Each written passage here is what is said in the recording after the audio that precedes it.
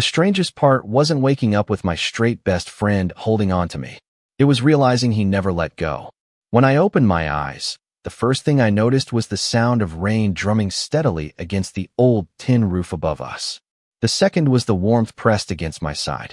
Ethan Holloway was asleep, one arm loosely wrapped around my waist, his forehead resting against my shoulder as if this had always been the most natural place in the world. For a long moment, I didn't move.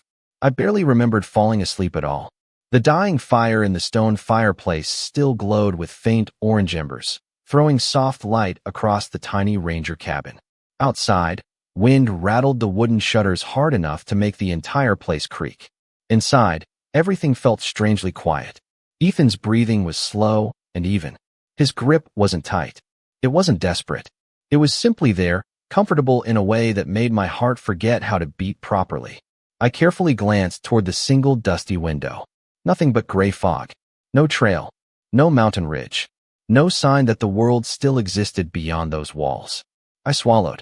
This was exactly the kind of moment I had spent years imagining and just as many years convincing myself would never happen. Ethan had always been effortlessly easy to like. The kind of guy who laughed with his whole chest, remembered everyone's birthday without setting reminders, and somehow managed to make strangers feel like old friends after 5 minutes of conversation. Women noticed him everywhere we went. He never noticed that they noticed. That was Ethan. Honest. Patient. Oblivious. Especially when it came to me. I told myself years ago that having him as a best friend was enough. It had to be enough. Because wanting more from someone who had never given any reason to believe he wanted the same thing felt like volunteering for heartbreak. So I buried it.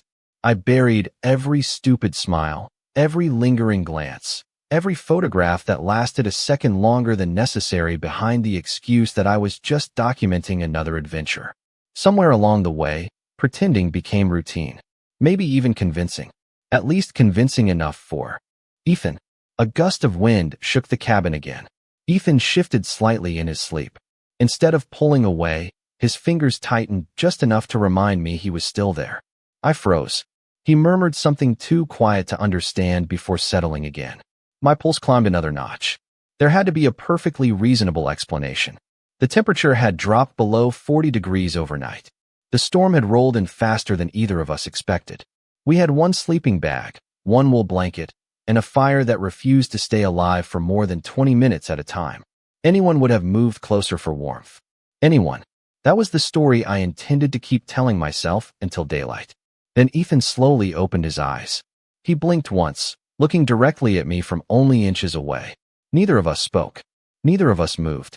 I waited for the awkward apology, the embarrassed laugh, the immediate retreat that would put everything back where it belonged. Instead, Ethan looked down at the arm still resting around my waist, looked back at me, and to my complete confusion, he didn't let go. Ethan kept looking at me with the same sleepy expression, as though his brain was still deciding whether he was dreaming or fully awake. Then the corners of his mouth lifted into the smallest smile I had ever seen. "Well," he said quietly, "this is probably less awkward than waking up frozen." I let out a nervous laugh that sounded nothing like me. "You can let go now." He blinked once, glanced at his arm again, and almost seemed surprised to discover it was still around me. "Right. Sorry." He pulled away slowly, rubbing the back of his neck before sitting on the edge of the bed. The mattress groaned beneath his weight while silence settled between us again. It was not an angry silence. It was the kind that only happened when two people realized something had shifted, but neither knew exactly what it was. Ethan reached toward the fireplace and poked the fading coals with a metal rod until a few tired sparks floated upward. "I guess survival experts were right," he said with an uneasy chuckle. "Body heat actually works. Apparently. You stayed awake longer than I did you?" "Not. A little. Thanks." He looked at the fire instead of me.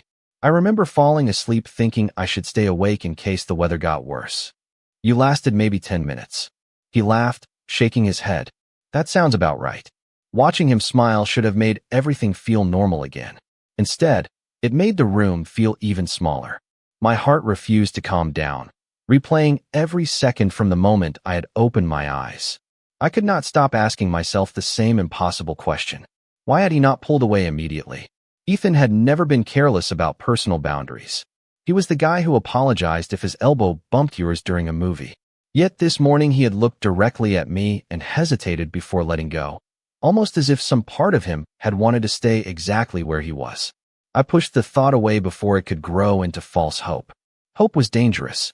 Hope rewrote memories into fantasies. Ethan stood and stretched carefully, rolling his shoulders while looking through the dusty cabin window. Nothing but thick white fog pressed against the glass. "Still cannot see a thing," he muttered. "The ranger said this trail had incredible views. We definitely picked the wrong weekend. Or the mountain picked us." He smiled again, and somehow that simple joke eased the tension enough for both of us to breathe. We searched the shelves and found a dented kettle, a few packets of instant coffee someone had forgotten months ago, and enough bottled water to make breakfast feel almost civilized. Ethan declared the coffee tasted like burned cardboard. I argued that burned cardboard was still an upgrade from the instant coffee at the gas station near my apartment. He laughed so hard he nearly spilled the cup. For a few precious minutes, everything slipped back into familiar territory. We teased each other about whose idea the hike had been. We argued over which state had the best hiking trails. We debated whether squirrels secretly judged people from the trees. It felt effortless again, comfortable, safe, until Ethan noticed my camera resting beside my backpack. He picked it up carefully, turning it over in his hands with genuine curiosity. "You never go anywhere without this thing," he said. "Mind if I look through yesterday's shots while we wait for the fog to clear?" Every ounce of warmth inside me disappeared at once. My stomach dropped so fast it almost made me dizzy. Every photographer had private shots they never intended anyone else to see, but mine carried a different kind of danger. They were ordinary photographs on the surface. Ethan laughing beside a campfire. Ethan skipping rocks across a lake. Ethan asleep in the passenger seat during a road trip with sunlight falling across his face. Ethan holding a rescued turtle near the edge of a marsh with the biggest grin I had ever managed to capture. None of them were embarrassing. None of them crossed any line. The problem was the number of them. Hundreds, collected over years, quietly filling memory card after memory card until I stopped pretending they were simply part of my landscape portfolio. Sure, I heard myself say, somehow keeping my voice steady. Most of them are probably blurry anyway. Ethan smiled as he switched the camera on.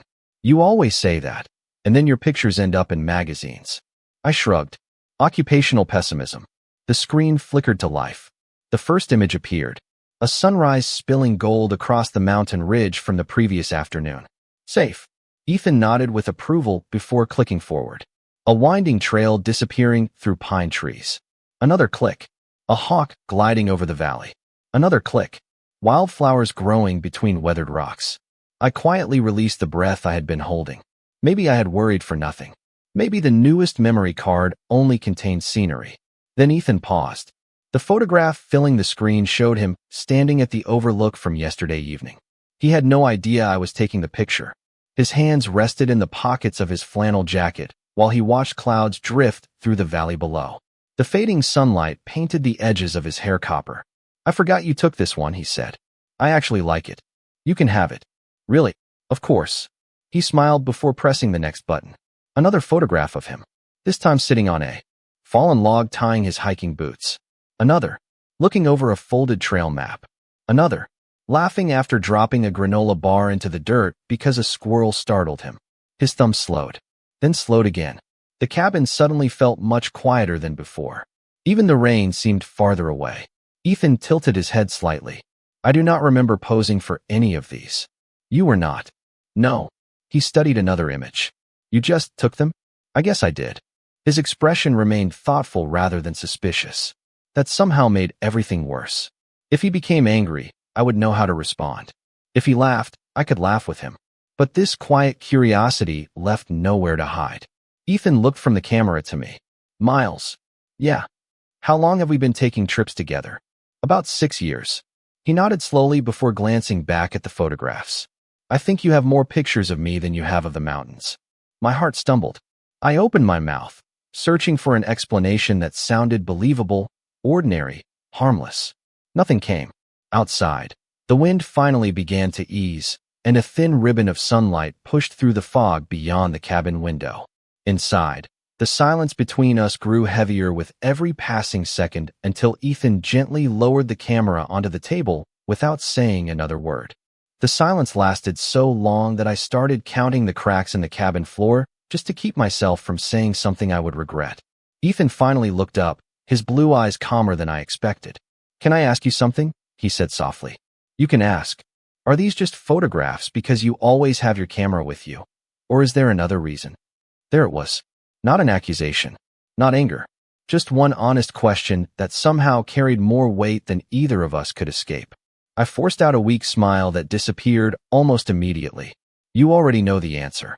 Ethan lowered his gaze again, gently running his thumb across the edge of the camera without opening another picture. "I'm not sure I do." I laughed once under my breath. It sounded tired. "Then maybe you do not want to." He frowned. "Miles." Hearing my name in that quiet voice almost unraveled me. I looked toward the fog outside the window instead of at him. "Do you remember that camping trip in Colorado 4 years ago? The one where you almost burned breakfast?" "You burned breakfast." Fair point. Even now he could not resist correcting the story. That almost made this easier. Almost. "You asked me why I never dated anyone." Ethan nodded slowly. "You said you had not met the right person yet." That was true. Another long pause settled between us. Rainwater slipped from the cabin roof in steady drops, tapping against the wooden porch like a slow clock counting down to something neither of us wanted to reach. I took a careful breath.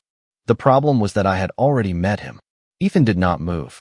His expression stayed completely still, but I saw the smallest change in his eyes, the kind that happened when someone heard something they had never imagined and suddenly could not imagine anything else. "Miles." I shook my head before he could continue. "Please do not say you are sorry." I was not going to. That surprised me enough to finally look at him. Ethan rested his elbows on his knees, staring at the floor as if the right words might be hidden somewhere between the old wooden boards. I did not know. I never wanted you to." "Why?" I smiled without humor. "Because you were my best friend before you were the person I fell for. Losing one was already terrifying. Losing both would have been unbearable." Ethan closed his eyes for a second, exhaling slowly through his nose. "So every hike?" "Yes." "Every road trip?" "Yes." "Every birthday picture?" I nodded once. "Every single one." He leaned back in the chair, rubbing both hands across his face. I expected him to stand up. I expected him to ask for space. I expected him to avoid looking at me. Instead, he quietly asked, "Why write nothing? Why never tell me?" I laughed again, this time because the answer felt painfully obvious. "Because you kept telling everyone you were straight. Because every woman who smiled at you reminded me reality existed. Because I loved our friendship too much to gamble with it." Ethan sat there without speaking, absorbing every word. Then he surprised me again. "You wrote me off without ever giving me the chance to understand what I might feel." Before I could answer, a loud crack echoed somewhere outside the cabin. Both of us turned toward the window at the same time. Beyond the thinning fog, part of the trail had disappeared beneath a fresh rock slide, cutting off the only route we had planned to take back down the mountain. Neither of us said another word for several seconds. The distant sound of loose rocks settling somewhere below the cabin reminded us that the mountain did not care about unfinished conversations. Ethan stepped onto the small porch, studying the damaged trail from a safe distance before coming back inside and closing the door behind him. "That route is not going to be an option today," he said quietly. "We should stay here until we know it is safe." I nodded, grateful for something practical to focus on. We checked our supplies again. 2 bottles of water. Half a bag of trail mix. A few protein bars. Enough firewood for another night, if we used it carefully. Ethan scribbled a rough inventory on the back of an old trail brochure while I unfolded the paper map we had nearly forgotten in my backpack. "There is another trail leading east," I said. "It eventually connects with the ranger station." Ethan leaned closer to study the map. Our shoulders brushed for only a moment before we both instinctively shifted apart. The movement was small, almost invisible, but impossible to ignore after everything that had been said. "It is longer," Ethan replied. "Almost 8 miles. And if the storm damaged that trail too? Then we wait." His voice remained calm, steady, thoughtful. It was the same voice he used whenever a construction project presented an unexpected problem. One challenge at a time. One solution after another. I had always admired that about him. We spent the next hour clearing rainwater that had seeped beneath the cabin door and adding fresh logs to the fireplace. The ordinary work slowly dissolved some of the tension between us. Every now and then Ethan made a dry joke that sounded familiar enough to remind me of every road trip, every camping weekend, every ordinary day we had shared before this one. Yet beneath those familiar moments, something had undeniably changed. Neither of us could pretend the conversation had never happened. As the clouds finally began to thin, pale afternoon sunlight filtered through the trees outside. Ethan opened the cabin door and took a long breath of cool mountain air. "I forgot how quiet it gets after a storm," he said. "It almost feels like the whole forest is listening." I stepped beside him, watching mist drift slowly between the tall pines. "Maybe it is." He smiled without looking away from the view. "You always say things like that when you have a camera in your hand." I glanced down and realized I was still carrying it. Before I could answer, Ethan turned toward me with an expression I had never seen before. There was no confusion left in his eyes, only curiosity. "Can I ask one more question?" he said. "You can ask anything." He hesitated for a moment, choosing his words carefully. "When you looked at me all these years, were you hoping I would become someone different?" I answered immediately because that truth had never been difficult. "No, I was hoping you would always be exactly who you already were." Ethan held my gaze for a long moment before lowering his eyes with a quiet smile that seemed equal parts relieved and overwhelmed. "Thank you," he said softly. "I do not know what any of this means yet. I have never had to ask myself these questions before. But I do know one thing." I waited without breathing. He looked back at me, the fading sunlight catching the edge of his face. "I do not want fear to decide what happens between us next. I would rather figure it out honestly than spend the rest of my life wondering whether I walked away from something that mattered." The rest of the afternoon passed with an unfamiliar kind of peace. Nothing had been solved, yet neither of us felt the need to force answers that neither of us possessed. Ethan gathered more dry wood from beneath the cabin porch while I cleaned the camera lens and checked the batteries. Every few minutes one of us would make a comment about the weather or the map, and the other would answer as naturally as if our entire friendship had not quietly changed direction only an hour earlier. By sunset the clouds had finally broken apart, revealing strips of deep blue sky above the mountain peaks. The temperature dropped quickly as the last light disappeared behind the ridge, and we returned inside before the evening chill settled over the forest. Ethan managed to coax a steady fire back to life, while I divided our remaining food into equal portions. "Luxury dining," he joked as he handed me half of a protein bar. "5 stars if you ignore the menu." I smiled. "I have definitely paid for worse meals." He laughed, and for the first time since this morning it sounded completely effortless. We sat on the wooden floor near the fireplace instead of the bed, watching the flames dance quietly across the old stones. The cabin no longer felt like a trap. It felt like a place where time had slowed down enough to let two lives finally catch up with each other. After several comfortable minutes, Ethan spoke, without looking away from the fire. "I have been thinking. That sounds dangerous." He grinned. "Usually it is." Then his smile softened. "When I told people I was straight, I was never trying to make a statement. I was simply describing the life I thought I had." I listened without interrupting. I never questioned it because nothing ever made me question it. Dating always felt expected, comfortable enough. But what happened today made me realize I have been confusing certainty with familiarity. He picked up a small piece of firewood, turning it slowly in his hands. "I do not know where this leads. I do not even know what I am feeling yet. But when I imagined leaving this cabin without you in my life, that felt wrong immediately." My chest tightened, though I forced myself to stay quiet. Ethan deserved room to discover his own thoughts without my expectations filling the silence.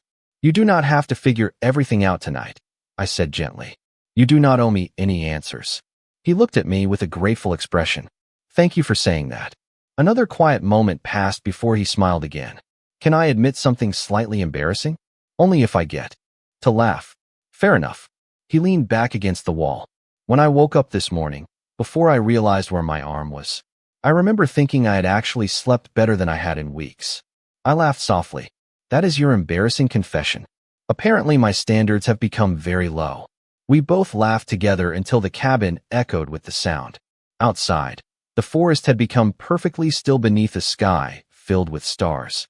Inside, The warmth from the fireplace slowly spread through the room. Neither of us noticed how late it had become until the fire settled into glowing embers. Ethan stood, stretched, and glanced toward the single bed before looking back at me with an uncertain smile.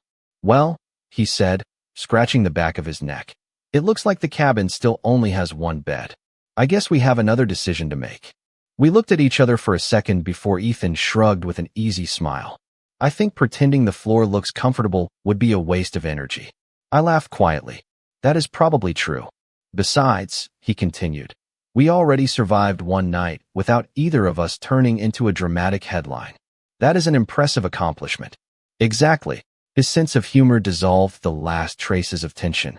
We spread the blanket across the mattress again, leaving a respectful space between us before climbing under it.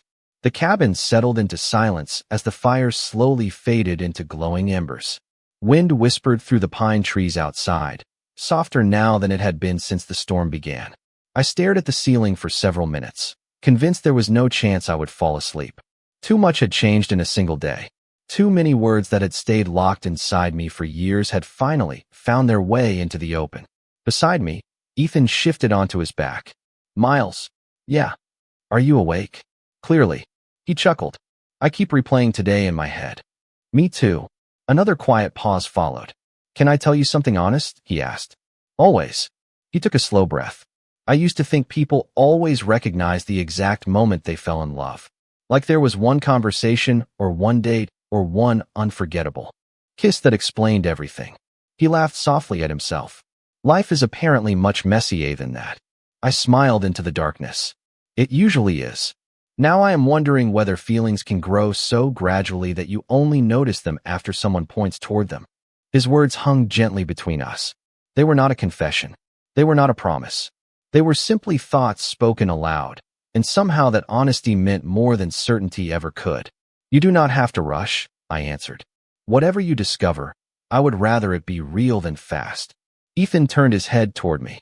Even in the dim light, I could make out the outline of his face. "That is another reason I admire you." I blinked. "Admire me? You have been carrying something difficult for years, and somehow you never asked me to become someone I was not. That takes more kindness than I realized." I did not know how to respond. Compliments had always made me uncomfortable, especially when they came from the one person whose opinion mattered most. Before I could find the right words, a faint mechanical sound drifted through the quiet forest. Ethan sat upright immediately. "Did you hear that?" I listened carefully. It came again, distant but unmistakable. The low rhythm of helicopter blades somewhere beyond the mountains. We both hurried outside onto the porch. The night sky stretched above us, bright with countless stars, while the sound echoed between the ridges before fading again. Ethan shaded his eyes, even though there was almost nothing to see. "Search and rescue," he said hopefully. "They must be checking the trails after the storm." We grabbed the emergency flashlight hanging beside the cabin door and aimed its beam toward the clearing below. For several long moments, nothing happened. Then, far across the valley, another bright light answered with 3 slow flashes. Ethan looked at me with a grin so wide it erased every trace of uncertainty from his face. "I think they found us," he said, and without thinking, he reached over and squeezed my hand before either of us realized he had done it. The flashlight remained raised until the distant beam answered once more, slow and steady. Against the darkness, neither of us spoke for several seconds. Ethan was still holding my hand, but neither of us seemed to notice until the sound of the helicopter drifted farther away again. He glanced down, then back at me. Instead of pulling away immediately, he offered an apologetic smile. "Sorry." I shook my head gently. "You do not have to apologize for being relieved." He nodded, though his fingers lingered for another heartbeat before they slipped away naturally. We stayed on the porch for several more minutes, watching the valley below. Somewhere beyond the trees, people were looking for us. For the first time since the storm began, tomorrow felt real again. We stepped back inside to conserve the flashlight battery and added one final log to the fireplace. The cabin glowed with soft orange light, making the old wooden walls feel warmer than they had the night before. Ethan sat across from me, resting his elbows on his knees while staring into the flames. "You know," he said quietly, "if someone had asked me 3 days ago what this weekend would be like, I would have talked about hiking trails, photographs, and terrible instant coffee. I smiled. Instead, you got all of that, and an unexpected life conversation. He laughed softly. Exactly. His expression became thoughtful again. There is something I have been trying to understand. I waited patiently. When I realized you might not be in my life anymore, that thought hurt more than I expected. At first I assumed it was because you were my best friend. Then I kept asking myself why the feeling seemed bigger than that. He searched for the right words before continuing. I always believed I understood myself. I believed my future already had a clear shape. This weekend did not tell me I was a different person. It simply reminded me that people can discover parts of themselves they never had a reason to examine. I listened without interrupting. Ethan deserved the space to reach each conclusion on his own. I cannot promise where every answer leads, he continued. But I can promise one thing. He met my eyes with quiet confidence. I do not want to walk away from this because I am afraid of what it might mean. Fear is a terrible reason to lose someone who matters. A warmth settled in my chest that had nothing to do with the fire. That is more than enough, I answered. You never owed me certainty. Honesty has always been enough. Ethan smiled, the kind of smile that reached his eyes. Thank you for giving me the chance to be honest instead of expecting me to have everything figured out. Outside, the first hint of dawn began to brighten the eastern sky, turning the edges of the fog pale silver. The helicopter returned just after sunrise, circling lower this time before disappearing beyond the ridge. A few minutes later, the crackling voice of a ranger echoed faintly through a loudspeaker, calling for anyone sheltering nearby to signal their location. Ethan and I hurried outside, waving the flashlight and a bright emergency blanket toward the clearing. Moments later, a voice answered from below, confirming that a rescue team was hiking up the remaining section of the trail. Ethan looked at me with a mixture of relief and quiet uncertainty. When we leave this mountain, he said, the hardest part is probably not going to be explaining where we have been. It is going to be figuring out where we go from here. I smiled, feeling lighter than I had in years. For the first time, I am looking forward to finding out together. The rescue team reached the cabin a little after sunrise, their bright jackets standing out against the fading morning fog. They greeted us with warm smiles, checked that we were both healthy, and explained that several trails had been temporarily closed after the storm. Ethan thanked every ranger we met with the same sincere gratitude that had always made people trust him within minutes. As we followed the cleared path down the mountain, the forest looked completely different from the way it had only 2 days earlier. Sunlight filtered through the tall pines. Birds filled the air with familiar songs, and small streams reflected the blue sky as though the storm had never happened. Yet everything had changed, not because the mountain was different, but because we were. The drive home felt surprisingly peaceful. We talked about ordinary things again. We debated where to stop for breakfast, argued over which playlist deserved the first turn on the speakers, and laughed about the terrible instant coffee that Ethan insisted should never be sold to another human being. Nothing about the conversation felt forced. It was simply two friends finding their rhythm again, while quietly accepting that the rhythm itself had begun to evolve. Over the following weeks we saw each other just as often as before. There were no dramatic speeches and no impossible expectations. Instead, there were long walks through neighborhood parks, weekend breakfasts that somehow lasted until lunchtime, and conversations that stretched late into the evening because neither of us wanted to be the first to say goodbye. Ethan asked questions whenever he felt uncertain, and I answered them honestly without trying to guide him toward any particular conclusion. One evening, nearly 3 months after the storm, my phone buzzed with a message from Ethan. It contained nothing except a photograph of the same mountain beneath a clear autumn sky and a single sentence. One more hike. I smiled before replying that I would meet him there. This time the trail welcomed us with crisp air, golden leaves, and endless views stretching for miles beneath a bright blue sky. We reached the overlook just before sunrise, standing side by side in comfortable silence as the first light spread across the valley. Ethan slipped his hands into his jacket pockets exactly the way he had in one of my favorite photographs. Then he turned toward me with the familiar smile that had once been the center of so many silent hopes. I have spent the last few months trying to understand what changed, he said. The truth is, nothing changed overnight. I simply stopped ignoring what had been growing little by little every time we laughed together, every road trip, every hike, every ordinary day that somehow became my favorite part of the week. I felt my heart race, but I stayed quiet, letting him finish in his own time. Ethan stepped a little closer, his voice calm and certain. The last time we stood on this mountain, I thought I was leaving with my best friend. Today I know I came back because the person I wanted beside me was you. Not because I have all the answers about life, but because I know how I feel when I am with you. I smiled, unable to hide it any longer. That is all I ever hoped for. Ethan reached for my hand, giving me every chance to step away if I wanted to. Instead, I intertwined my fingers with his. We stood together as the sun rose above the mountains, warming the quiet morning around us. I looked at the horizon, then back at the man who had unknowingly become the most important chapter of my life. And for the first time, neither of us wondered what came next. We were already walking toward it together.